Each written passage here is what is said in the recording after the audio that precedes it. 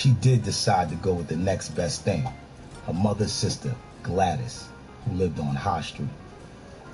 Gladys was every bit as wild as her mother was tranquil, and as conniving as her mother was honest. She loved Dolores with all the love reserved for her sister, who had rejected her. Her home was an after-hours spot in Brick Towers apartments. She sold everything from wine to weed, chicken to pussy, but never her own. Child, these niggas in the street don't sell enough dope or pimp enough ass to buy out this gold mine I got, she would say when the question came up. Not a big woman, but well-proportioned and well-intact for a woman in her 40s. Gladys was admired as well as respected, and Dolores took to her like a magnet.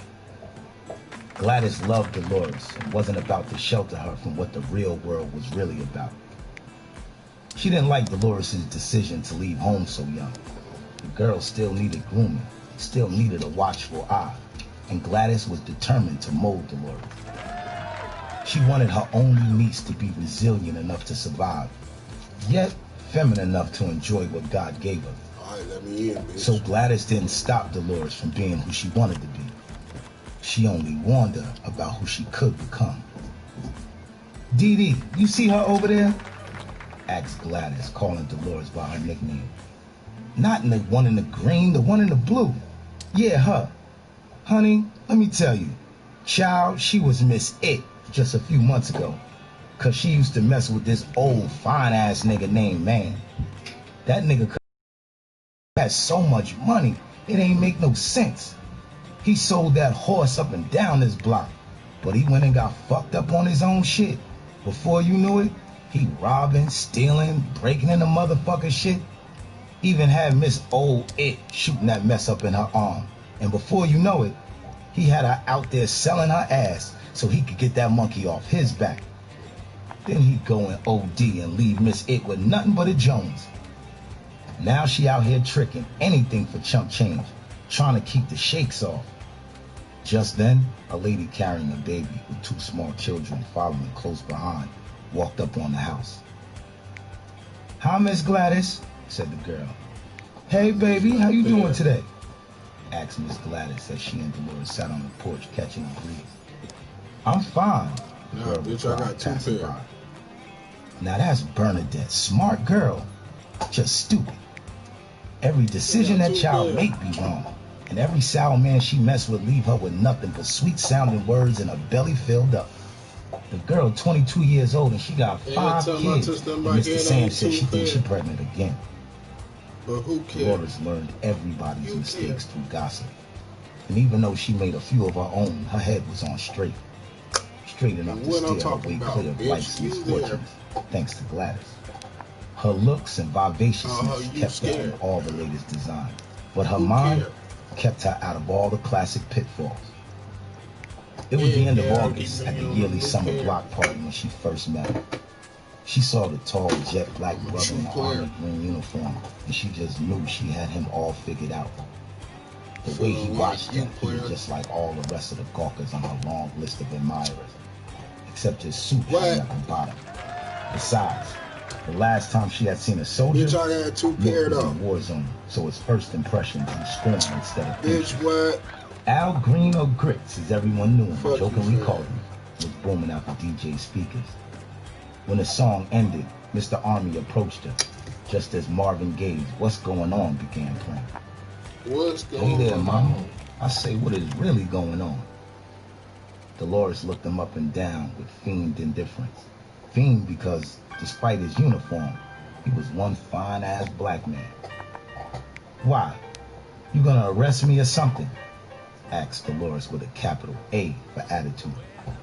He flashed his perfect Colgate smile and laughed, giving her a tingle at the base of her spine from the sound of his voice.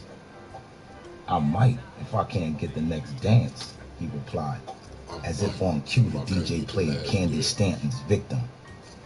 It was her favorite song, but she wasn't about to tell him that. Instead, she folded her arms across her breasts and looked away so she could lie without looking in his soft baby browns. "I don't like this song." "Come on, sugar, you Pinkies up. 1,000 views reached. Or 100 views reach. 1,000. 100 views reach. Pinky's out there, everybody. You know what it is. Hey man, won't y'all help me play this motherfucking game and win some of this money?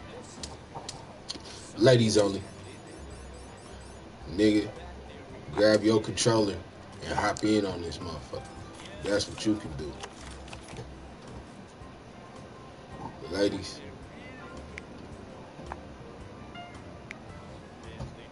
We gonna get something with this one. Expect me to believe that when your body is saying something else? She shot him a look and let him know he was right, but she resented the fact that he saw through her facade so easily. You know, I've been around the world twice, so I've had a double dip, but ain't nothing like you ever came across my plate. She looked open just like that, and her heart had already been softened by his satiny charm. She knew she was being gamed. She wasn't a dummy, yet still, she liked it. Her young ego felt appeased to know she was being judged by worldwide standards, so she couldn't help but crack a smile at that one. Ah, she smiles. So now can I have your name? No, Dolores simply stated. No? He questioned her back, wondering who this chick was. No, but you can have this dance, she said, looking into his eyes. He grabbed her hand and led her to the middle of the street. Her feet never touched the ground. Song after song, they moved as if they were dancing on clouds to a rhythm of one heartbeat. Dolores melted, giving in to the sweet sounds of security wrapped in her strong arms. She didn't know his name. She didn't need to. All she knew was that she was ready and willing to abandon her security net and go full throttle into what was unknown with this man she'd only known a few minutes. It wouldn't be long after the song ended that he'd know her name, and she would moan his passionately. And it all came down like a Jones.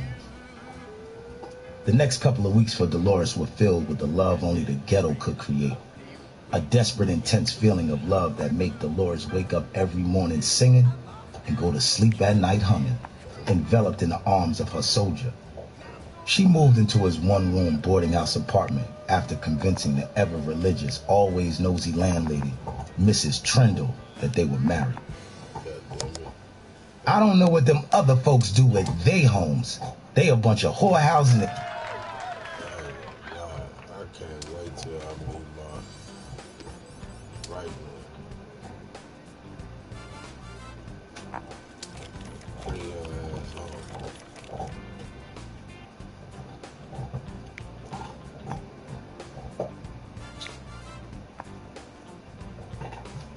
and gambling dens. But as for me and my house, I serve the Lord up in here, and I don't want no evil do-mongers up in here, she said to them the day they were moving in. Dolores and her soldier shared a appreciate that, pimp.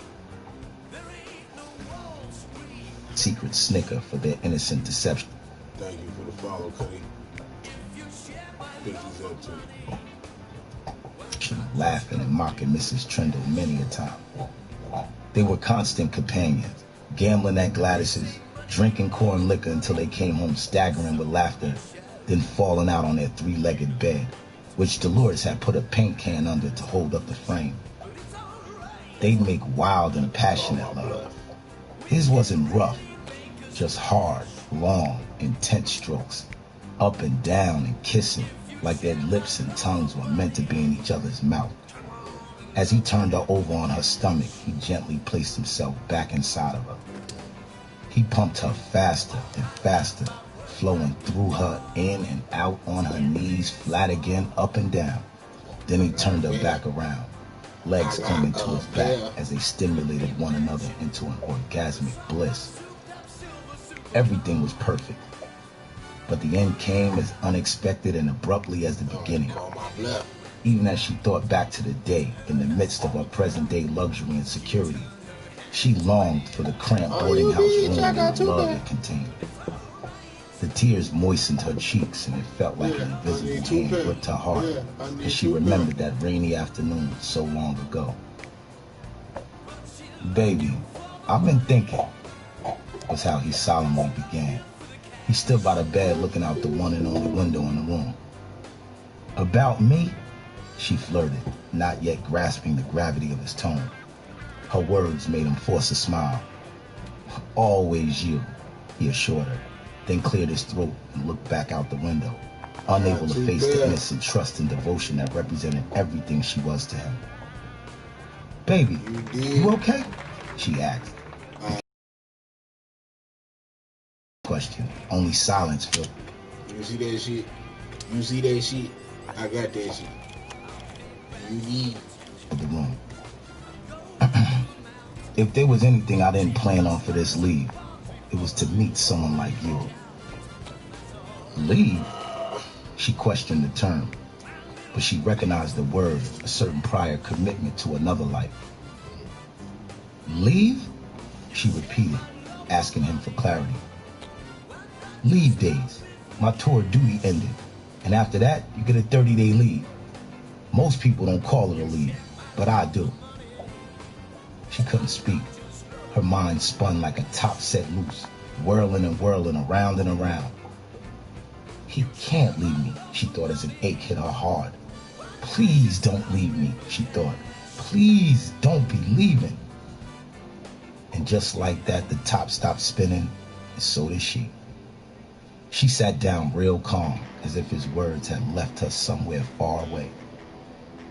She just sat real still, holding it all in, holding on as the tears warmed her eyes at the sound of his words.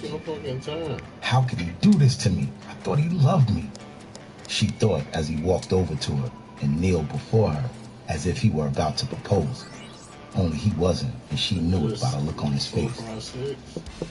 4, 5, 6, you bitch. I know it's hard to hear, because this is hard for me to say, he said with tears in his eyes and a pained look on his face, as if his world was more torn than hers. That's all he had to go on. And I know it'll be even harder to do.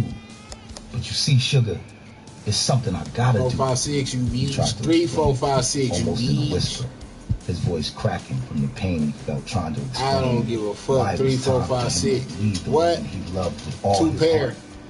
3, 4, 5, 6, you bitch.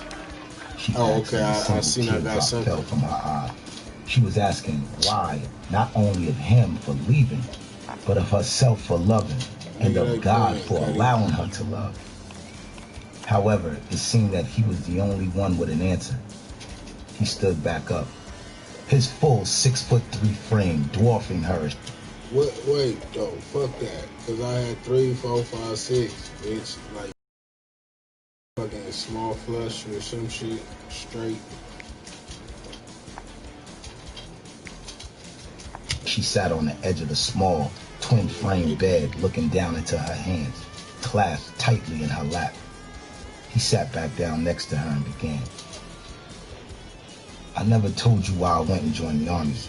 I never told nobody, not even my own mama. But I guess this is as good as time as any. He chuckled lightly and continued. I remember the way you looked at me the first time we met, me in my uniform and all. You looked at me like I was crazy. What's a black man doing in the army, is what your eyes said to me, and I liked it. Sound funny me saying that, huh? He asked her as she nodded, not saying a word, just listening. But it's true. Don't no black man belong in no white man's army, fighting and dying for no white man's war? But baby, I ain't joined to fight no war for them. I went over there to fight my own war, to fight the war I knew I could never win over here. The war going on every day on every black man in America. The war they say don't exist.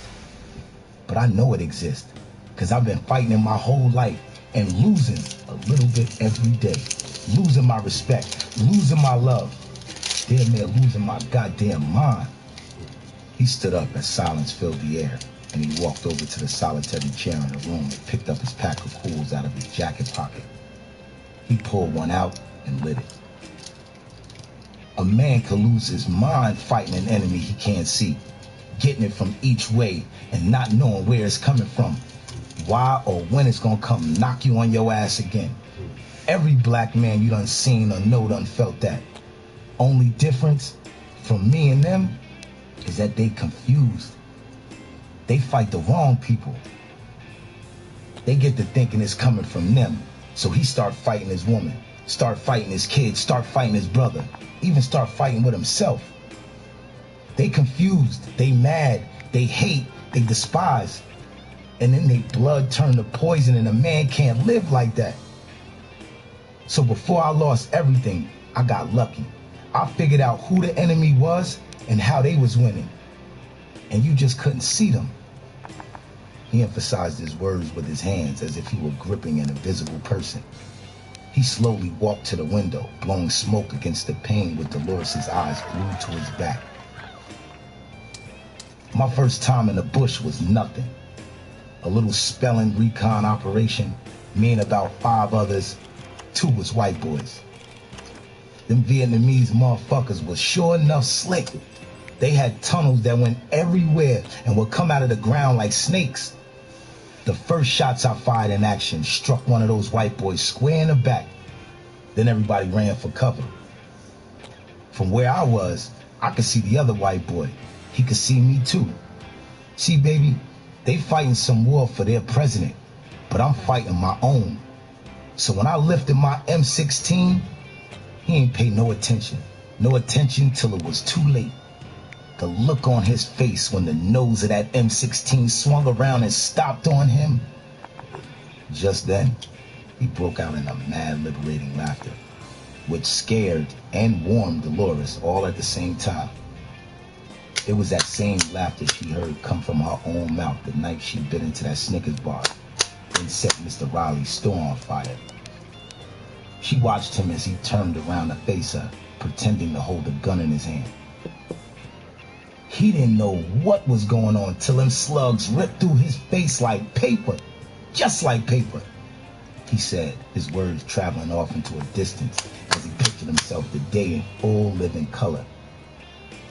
That was my first, he said proudly as he took a long draw on his cigarette, then let the smoke out slowly. I lost count after 50-something.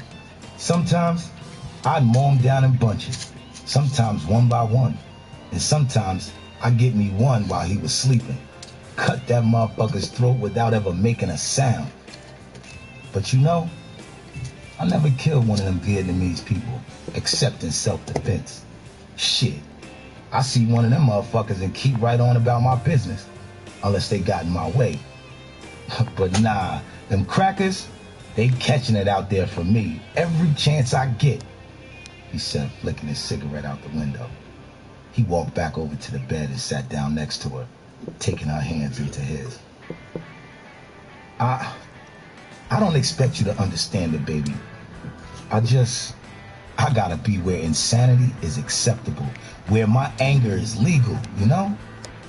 Where a black man can fight back for every black man lynched, every black woman raped, every black child cold and hungry. I can kill these motherfuckers and come home to you free.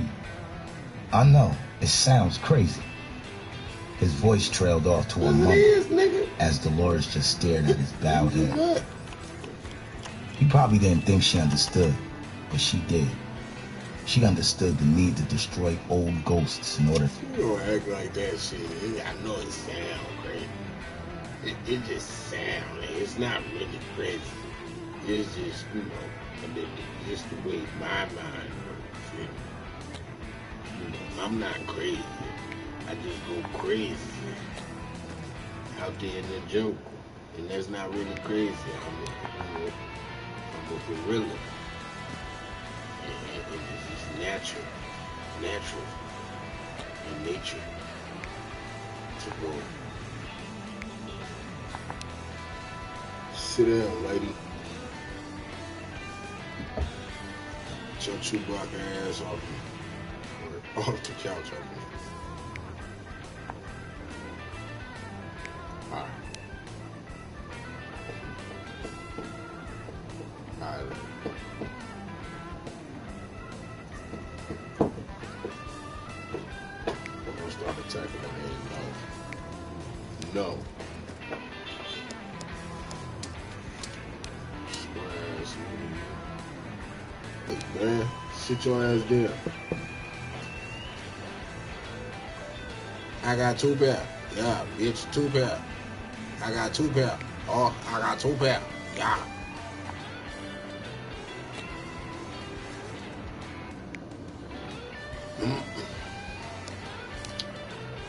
Bitch, that's 3 pair. Bitch, I got 3 pair. Oh, I got 3 pair. Fuck it, I got 3 pair. What you mean? What the fuck do you mean? Or meanings? Bitch, they better give me this shit with 3 pairs. Cause if they don't win some shit,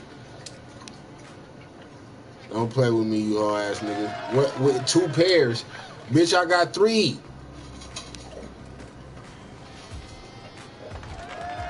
But I got 3 though. That shit, man, I had 3 motherfucking pairs with that bitch. What you mean, Cuddy? 2 9s, 2 10s, 2 queens. Nigga, what? I should have hit for all of that. That was hella rude. To fully face the future. She knew deep inside that he wasn't telling her he was leaving. He was asking her to let him go. Dolores knew he would stay if she refused. He'd stay, and gradually she would come to despise him for allowing anyone to get in the way of his freedom, including her. It was a feeling she had come to value above all else. She also knew that he would come to despise her if she didn't let him go. Dolores traveled off in the near future to one day, their wedding day. She imagined herself in a white flowing gown and her soldier standing so tall and handsome in his uniform. She knew that day would never come. The house they would live in for the rest of their lives would never be built. And the life they would share they would never have. And she resigned herself to the reality of the situation. It was over. Tears streamed from both of them silently. She kneeled with him on the floor, took his tear-soaked chin into her hand, and lifted it to look into his eyes. I didn't even know we was doing all of that. I love you. Yeah. They parted at the entrance to Pennsylvania Station in New York City. She watched him disappear from her life in the sea of people moving to and fro through the tunnel. She waited until she could no longer see him, then returned to the cab awaiting him. She never heard from him again. He never wrote. He never came back. She never had the chance to tell him she was pregnant. She never had the chance to tell him he had a son that she named after him, Bernard James Jr. You are rude, lady. Chapter 3, Roberto's Pizzeria. This court stands in recess for lunch until 1 o'clock, the judge said, banging his gavel loudly as he stood. The courtroom hummed with the cacophony of multiple conversations being carried on as people filed out.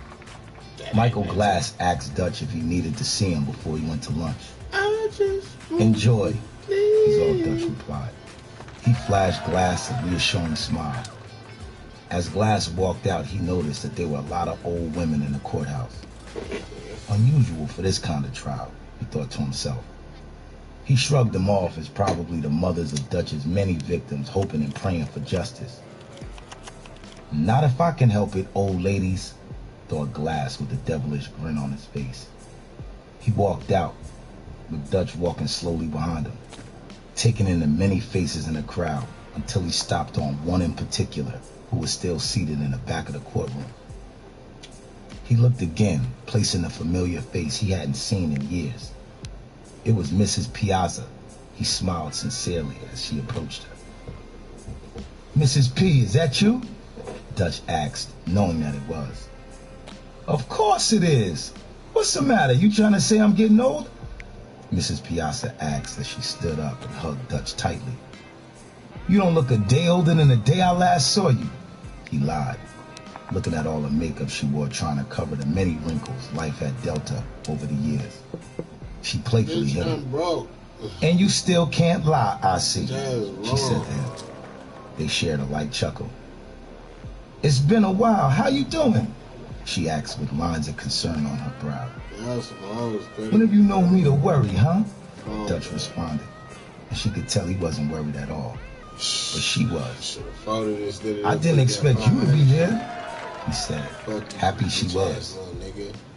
I didn't expect you to be here either, she joked. How's your mother? Like you, worrying too much, Dutch answered. Things ain't the same, Dutch. Not since... Her voice broke off and Dutch quickly cut in to confront her. Nothing's changed, Mrs. P. Trust me, really, okay? Just then, one of Dutch's boys walked up. Give me a minute. Dutch spoke in a tone letting the guy know he needed privacy as he turned his back to him and focused on Mrs. Piazza. You sure you're okay? Can I take you somewhere? No, thank you. I'm driving. I just wanted to see you, to see if you needed anything, Miss Piazza told him. You know what I need? One of your old famous Italian feasts, huh? After this is all over, I want some chicken franchise, stewed vegetables with the potatoes, and some of your homemade lasagna. Ooh, and of course, a pizza. God damn it. They both laughed. Homemade food made by a woman with love is like the most delicious shit in the world. And I'm not gonna give up on this fact that bitch quit coming through my line trying to get my attention and all you got is garden on this belt. What? You want me to...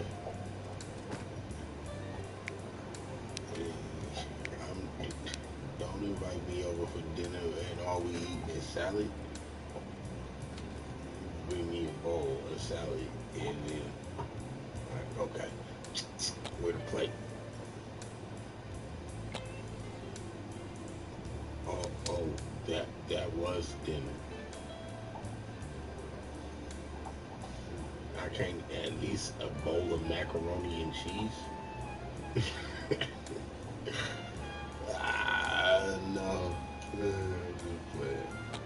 No, I'm not. But they both knew there'd be no gourmet Italian feast after this, no matter what happened in the courtroom. Sure, I'd like that, said Mrs. Piazza, trying to sound convincing. It's a date then. Listen, I gotta go though. I know, go ahead, take care of yourself, Bernard, she said, cutting him off and wishing him a last farewell. He nodded, and with that, he was off. As Mrs. Piazza opened the door to her blue Volvo wagon and got in, she stopped short of inserting the key into the ignition. She sat back in the leather interior and peered up at the courthouse that towered above her.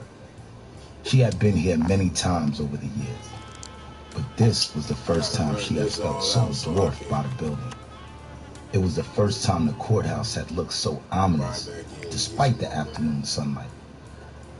When her husband, Roberto, was alive, he himself had been in and out of this building, but always with a smile and a swagger in his step.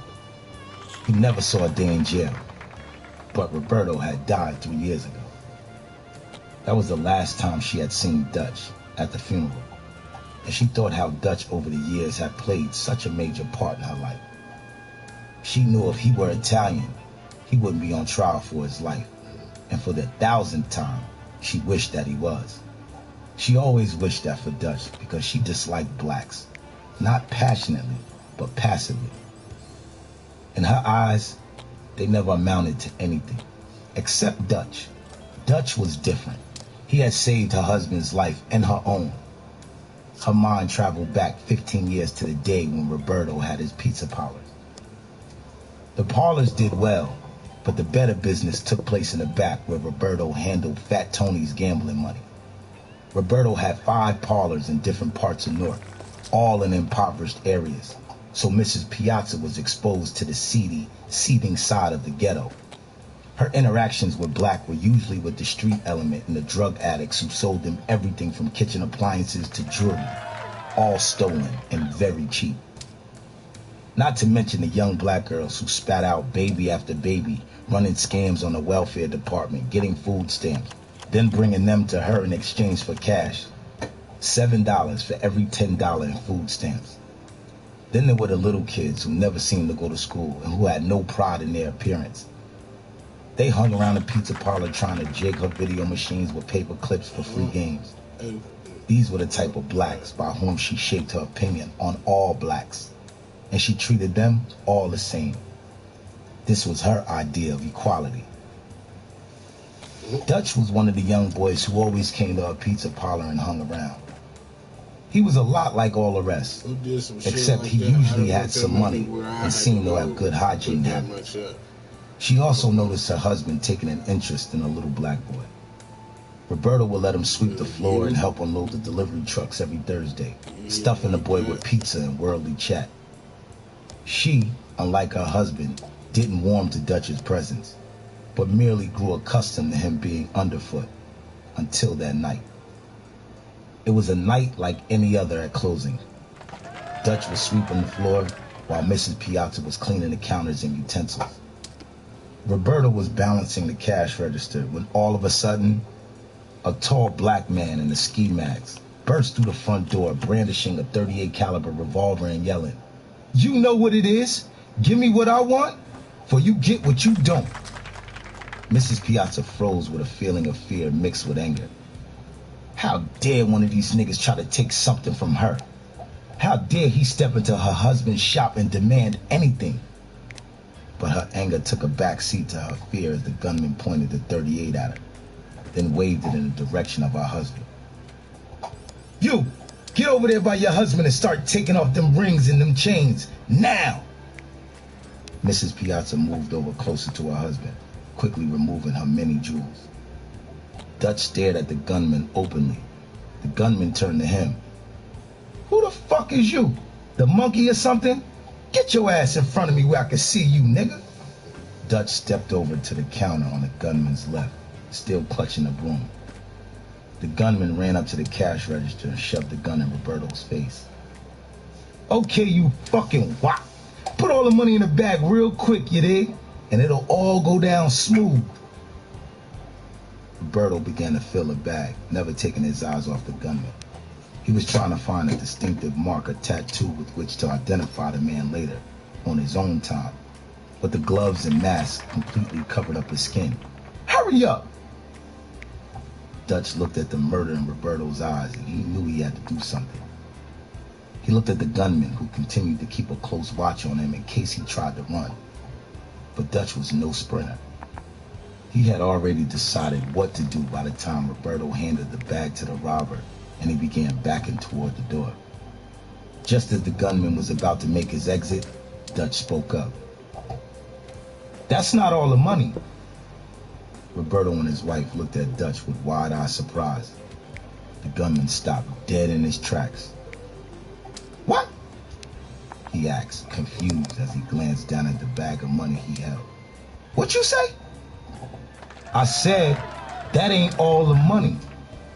The old wop got a safe in the back," Dutch stated calmly, watching the greed build in the gunman's eyes. Roberto shot Dutch a look of death. "You little black bastard, I'll kill you. I may not know him, but I swear to God I'm gonna fucking kill you." Mrs. Piazza looked at her husband, concerned for his blood pressure and bad heart, then coldly stared at Dutch. How could Dutch do that after all her husband had done for him? She couldn't figure it out. She questioned, but it made no sense to her. "Roberto, why you let the black kid sweep up at the end of the night? He's a mulyan and you got him hanging around like he belongs," she had questioned her husband. "I like the kid, Miriam. Is that okay with you? He's just a kid. He's harmless," Roberto had responded. "He isn't that fucking harmless. He got a nigga in our restaurant about to rob us blind," thought Miss Piazza to herself. The gunman looked at Roberto, then at Dutch, then took a quick glance over his shoulder at the street. He lifted the gun in Roberto's direction, then waved it toward the back. "You heard the little nigga," he said, smiling like a Cheshire cat. "Let's go in the back, all of us."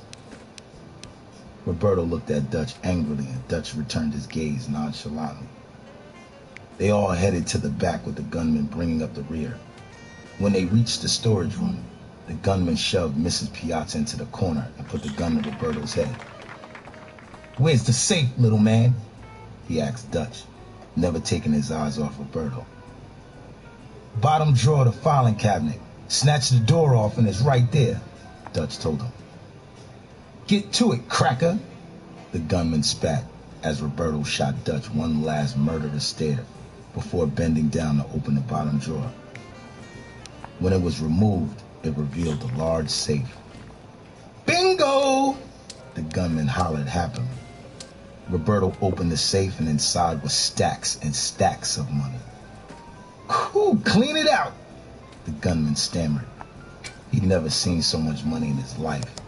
He'd only hoped for enough to get high for the night, but the safe appeared to have enough to get high for the rest of his life. "Thanks, little man. You leave with me after this." He took his attention off Dutch, which was his first and last mistake. Mrs. Piazza saw the gun come out of Dutch's waist before her husband. The gunman never saw it. She started to scream, and a little sound that did escape her lips caught the gunman's attention. But before he could turn around, his brain sprayed all over the cabinet and the walls and on Roberto's dirty white apron. He slumped over dead before he hit the floor. Roberto looked up, completely astonished to see the automatic 32 in Dutch's hand and a smile on his young black face. "What the fuck?" was all Roberto could stammer out as Dutch retucked his gun and leaned against the wall calmly. Mrs. Piazza stared blankly at Dutch. Her heart told her it was all over, but her mind couldn't compute the chain of twisting events that had left the dead black man lying at her feet quickly enough. Just moments before, she would have paid anything to see Dutch lie in a pool of his own blood. But now she found herself thanking Mary, Mother of Jesus, that he had been there. No one spoke but Dutch. "Give me the keys to the van and I'll take care of the body," Dutch told Roberto. Roberto was still too shocked to say anything. He merely reached into his pocket and handed Dutch the keys. When Dutch returned, Mrs. Piazza was sitting behind the counter sipping a cup of black coffee. She had calmed down by then. It wasn't the blood or even the body that shook her up. She had seen more than her share of those being married to the mob. It was the way this young black boy so correctly calculated the situation and moved so swiftly. Dutch approached the counter and dropped the keys by her hand. "Roberto in the back?" he asked politely. She nodded. It was then she knew this young black child was a cold-blooded killer. Only the cold blood could do what he had done and return with the innocence of a youth. As Dutch went toward the back, she called to him. "Hey," was all she said because she didn't know his name. Dutch turned to face her. "Thank you," she smiled. Dutch returned her smile and then disappeared in the back. 2 days later, Dutch was on her front porch. She answered the door to find him standing there. "Hello, Mrs. Piazza, how are you?" "Fine, young man, fine. Please come in," she said, standing aside to allow him to pass.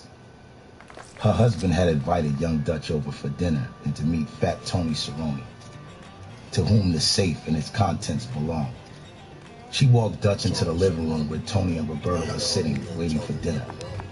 She returned to the kitchen, which was separated from the living room only by a cabinet counter partition. Roberto stood up to shake Dutch's hand. Fat Tony, who was too fat to get up, even if he wanted to, sat through the introduction. "So this is him, huh? This is the kid we owe $65,000 to?" Fat Tony asked, through teeth clenched tight around an equally fat cigar. "What's your name, kid?" "Dutch." "Dutch? Strange name for a black kid. How'd you get a name like Dutch?" Tony asked. Dutch just shrugged his shoulders as if he didn't know, but he knew it just wasn't important. Young as he was, he realized he was in the presence of power, and he knew the potential of such a situation. He learned from Roberto that Italians may be clannish and not particularly fond of his kind, but he knew they could recognize a thoroughbred at first sight. "Sit down, Dutch. Take a load off." Roberto suggested, gesturing to the love seat across from Fat Tony. How old are you, Dutch? 14? 14, huh? When I was 14, I had a BB gun, a hard dick, and both were shooting blanks, Tony said, and they all shared a laugh. I guess times have changed since then, Dutch replied, wearing what could become his trademark smile. Yeah, I guess so. Listen, I want you to know I really appreciate what you did for me, Tony said as his expression lost its humorous touch and became serious. But of course, I wouldn't have to be here if you would have had it kept your mouth shut, huh? Tony concluded, but Dutch didn't answer because he knew Tony had answered his question himself. So let me ask you something, Dutch. What were you thinking about when you just fucking blurted out to the fucking guy about my safe, huh? What the hell was on your mind jeopardizing my fucking money for fucking pizza money, huh? Tony was huffing from the energy he expended, so he sat back, puffed his cigar, looked at Dutch, and awaited for a response. I like Roberto, Dutch simply stated. You what? Fat Tony asked as if he didn't hear Dutch the first time. I like Roberto, Dutch repeated. Is that so? Well, what'd happen if the fucking guy didn't take your suggestion, huh? Then what? Suppose he hadn't believed you and ran out leaving you to deal with the fact that Roberto trusted you and you fucking betrayed that trust, then what? You think Roberto would have liked you then? To me, it wasn't just pizza money. It belonged to Roberto. And since I consider Roberto a friend, stealing from him was like stealing from me. And any man is going to do what they got to do when what belongs to him is threatened. So I did what I had to do. But if I would have been wrong, then we wouldn't be having this conversation, and I'd probably be dead, Dutch explained as Fat Tony just sat there looking at him like he was crazy. You afraid to die? Tony asked as he paused for a moment, intensely studying Dutch. You asking me, am I afraid to die, or am I afraid of you? Questioned Dutch as he stared Fat Tony in his eyes, never blinking, never looking away. Whichever one's more appropriate to the question, Fat Tony responded with a smirk as he looked at Roberto. Then no, Dutch replied, his eyes locked on Fat Tony. Cigar smoke drifted between the two, and the eye contact was broken. Tony dumped his ashes in the ashtray as he looked back at Dutch. But, Dutch continued, I do respect you, Mr. Cerrone. Dutch stood up and held out his hand to Tony. Tony looked up at the small black hand extended to him, then up into the eyes of the young man it belonged to. This kid's got a future, he thought to himself. After a few lingering moments, he placed his hand in Dutch's and grasped it firmly. I like you, kid. You got balls. Dinner's ready, Mrs. Piazza called out. It had been ready for over 5 minutes, but she had waited and listened to every word and saw every gesture between the men and the boy. She thought about her childless womb and how she wished it had been filled with a son like Dutch. That was the first time she wished Dutch was Italian. Brought back to reality by a bunch of rowdy young black kids walking past with a handheld radio blaring, she placed the key in the ignition of her Volvo. Moolies, she remarked, and pulled off. Chapter 4, Lockdown. Craze looked up from the blunt he was rolling in his money green 911 Porsche Turbo to see Mrs. Piazza's blue Volvo drive by as she left the courthouse. Dutch had Crazed outside in the parking lot watching everything and everybody. Dutch wanted to know who came and left the courthouse, what time, who they was with, and what they were driving. Craze understood the importance of his assignment, but that didn't make it any less boring. He needed the weed to break the monotony, and his Dutch-style Coronas and Scarface CD. He looked around self-consciously as he lit the blunt, thinking how Dutch felt about his people and drug use. Dutch didn't get high and was so tight on his people about using drugs. Craze thought he might even implement a piss test or some shit. Craze knew the golden meaning of getting cream. Don't get high on your own supply. But he sold, or rather oversaw, the heroin, not weed, for Dutch's organization. It had been years since he had actually touched the brown powder that gave him the ability to retire at 28. But to Dutch, drugs were drugs, no matter what kind. How many crackheads you know started drugs with weed? Dutch would ask in anger whenever he found Craze's stash or caught him smoking. Nigga, you saying I'm a crackhead? Craze would shoot back. Shit, neither was G Money at first, referring to New Jack City. And you know what happened to him, Dutch would jokingly add. Well, fuck you, nigga. Can't kill me. You go crazy without me, baby. That shit would be like Tony without Manny, Bonnie without Clyde, the Rat Pack without Sammy and shit. Just wouldn't be right, nigga. Dutch knew he was right. Not only because Craze was so instrumental in Dutch's organization, but because the two men were like brothers. They had grown up from being babies together, even rode in the same baby carriage together. Craze's mother died when he was only 8, and he went to stay with his aunt. Up until then, if you saw one, you saw the other. Craze, aka Christopher Shaw, had gotten his nickname just trying to keep up with Dutch. Dutch's craziness was psychotic, and only those who were truly close to him knew the risks he took.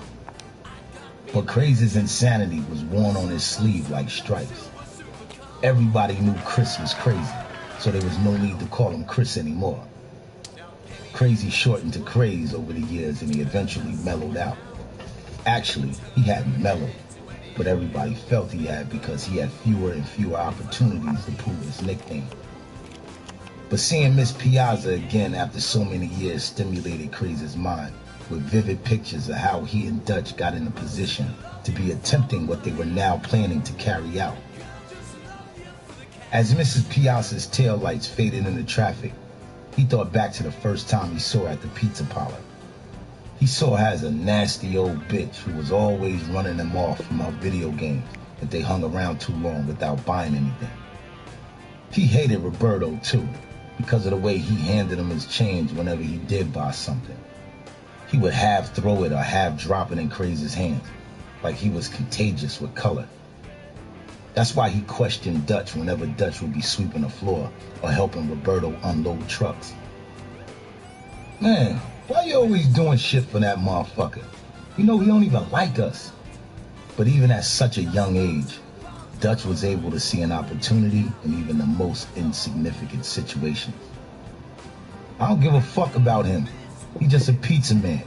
It's who he fucking with, and you don't hang around shit like that without something falling your way.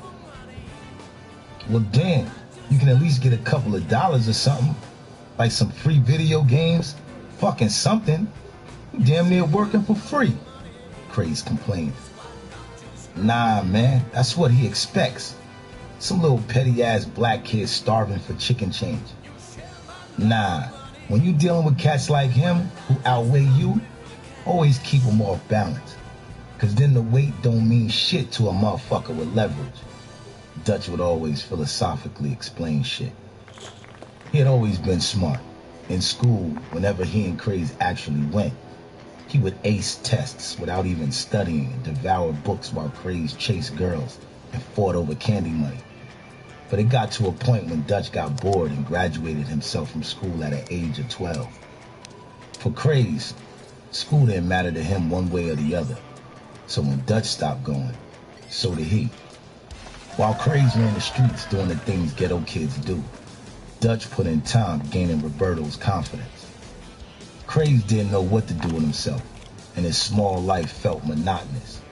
He was bored with stealing cars, joyriding, and ducking the truancy officer, who had placed Craze on a 9:30 p.m. curfew. As he sat in his bedroom window smoking a cigarette one night, he heard Dutch's bird call from outside. He looked down and saw Dutch. Yo, come here. I gotta show you something, Dutch hollered. Craze was out the window and down the fire escape as if it was the normal way to exit the premises. Moving like a cat, he jumped down onto the ground and walked over to Dutch. "What up?" Craze asked. "Just come on." They walked around the corner, and Craze saw Roberto's white van sitting halfway down the block. "You finally got smart and robbed his old ass, huh?" Craze asked as he lit another cigarette. Dutch just looked at him and wondered why he would think that after everything he'd been trying to tell him. "Yo, Craze, I love you like a brother. But once I open this door and show you what's inside, ain't no turning back, nigga. You either with me or go on and walk away now," Dutch solemnly declared. Craze looked Dutch in the face and in his eyes. He had never heard such words from him before. He considered Dutch his brother, his heart. If he didn't die for the motherfucker, he would certainly die with him. And he knew Dutch knew this. So for Dutch to say what he just said, Craze knew whatever was in the van was nothing like he had seen before. His stomach nodded at the thought and tightened as he spoke. "Yo, Duke, you know how we get down. You and I, do or die. You ain't gotta tell me to walk nowhere," Craze stated with all the sincerity his heart could muster. Dutch looked him in the eyes. When he was satisfied, nodded and opened the back doors of the van. He and Craze stepped up into the van, and Craze saw a long, bulky object lying between two garbage bags. Dutch snatched back the top layer garbage bag to reveal the dead gunman. Craze took one look and threw up all over the inside of the van. "Damn, nigga, we got enough to clean up without your ass adding to it." It was the first time he had ever seen a dead body, but it wouldn't be the last. "What the fuck happened to him?" Craze finally got the wind to ask. "Never mind. We need a whole lot of cinder blocks and some rope," Dutch said, looking like they needed to find that shit right now. They ran through neighboring backyards, tearing down clotheslines along the way until they found some cinder blocks in a vacant lot to carry back to the van. When there were enough blocks, Dutch told Craze to drive while he tied the blocks to the clotheslines and secured the lines to the dead body. "Go to Weekway Park cross town," Dutch directed from the back. "Why you want to go all the way over there with them police they got, shit? Will you drive?" Dutch asked, looking at Craze, questioning why he was being questioned. It was a long and dangerous way to cross town to that side. Newark police were keen on stolen cars. They knew the young car thieves running around, and Craze knew they knew him. So he took the safest, most direct route, Elizabeth Avenue, straight out. The trip was tense, but uneventful. He pulled into a secluded area of the park near the lake and pulled over. "Help me drag this motherfucker to the water," Dutch told Craze. Craze jumped out the driver's seat and made his way to the back of the van. Dutch already had the back door open. They began to struggle with the body, but they weren't strong enough to drag it out of the van. "Damn, this motherfucker's heavy," Dutch huffed. "Yeah, he is," Craze agreed. "Untie the cinder blocks," he suggested, wondering how the fuck they were supposed to carry the motherfucker all tied to cement and shit. He and Dutch first carried the cinder blocks to a wooded area near the edge of the lake, then came back for the body. It was still heavy, but they managed to drag it over the cinder blocks and reattach them. Then they rolled the body to the water and carried it out a bit as it began to sink into liquid darkness. The two boys watched as the body quickly sank into its watery grave. Dutch looked at himself, then at Craze, and saw they were covered with blood and sweat. "Yo, take off your shirt and go get those garbage bags out the van.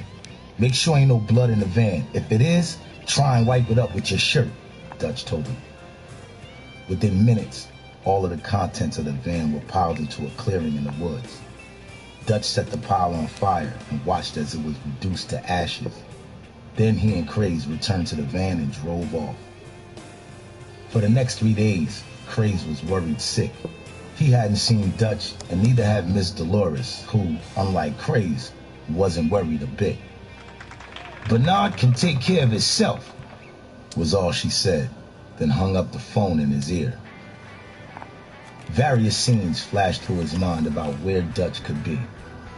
On the bottom of the lake next to the body they dumped, or on the run from Roberto and God knows who else, like the police. The only good sign was there was no mention anywhere in the paper of anybody or bodies found, and there wasn't anything in there about Dutch getting arrested. Craze, through his own personal contact, learned the identity of the dead man he had buried in Lake Weequahic. He was a local drug addict named Chester.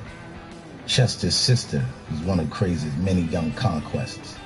He had been pestering her about letting him hold her pop's handgun. "Boy, is you crazy? You ain't gonna get me killed. My daddy will go crazy. Besides, Chester took it and ain't been home in damn near a week," she said as Craze pushed her head back down into his lap. A light came on, though, as she was gunning him. Chester, that's where I saw them old-ass pro-kids before.